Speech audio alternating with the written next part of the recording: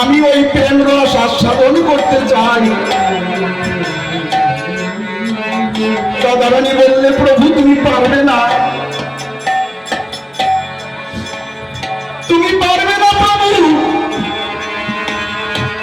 কারণ তুমি যে জগতের মুখে ভগবান হয়ে এসেছ।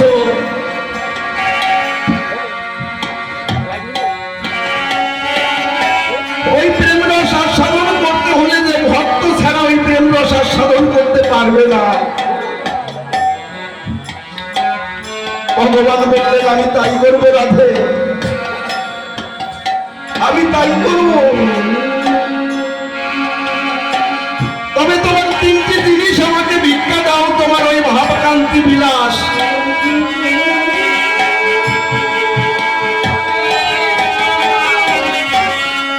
রাধারানীর ভাবকান্তি বিলাস ভিক্ষা নিয়ে পরবর্তী লীলায় ভগবান অবতীর্ণ হলেন গৌরাঙ্গ মহাপ্রভু রূপে নদিয়ার বুকে।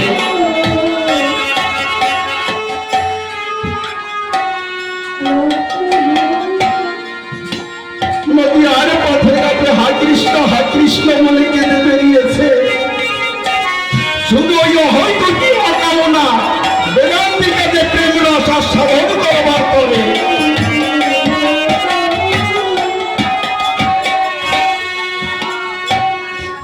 আমার তারকর্তা একটা গানে লিখেছে না,